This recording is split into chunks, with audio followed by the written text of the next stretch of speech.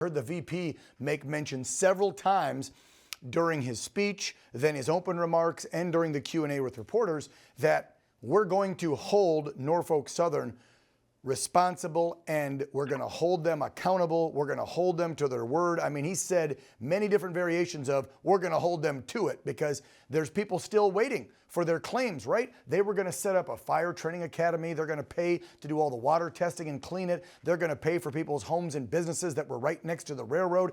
And from what the vice president said, this train company hasn't paid up jack squat. Yeah. Yeah, that's the bottom line. And even the people that they say they're going to pay, it's just a slap in the face. You know, they're talking about $70,000 per household. Well, that you actually have to back out what they've already paid you. So if they gave you 6 months of an apartment because you couldn't live in your own home, you have to pay that back out of that $70,000.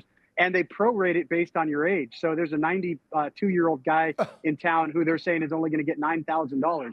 It really is just a slap in the face. And I think the message from the residents that I spoke to was more needs to be done. Norfolk Southern, it's their fault. They need to pay for this.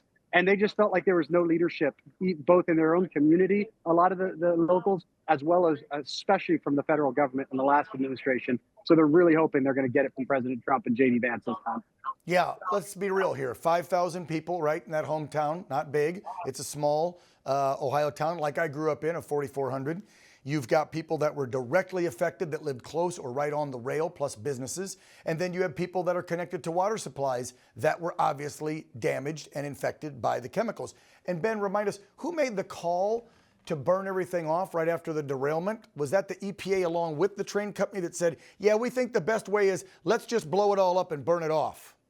Yeah, well, the EPA made the call. It was their call to make, but it was clearly driven by Norfolk Southern because they wanted to get those rails moving again. Yep. And so they decided to do the most catastrophic, non-controlled environmental burn in American history.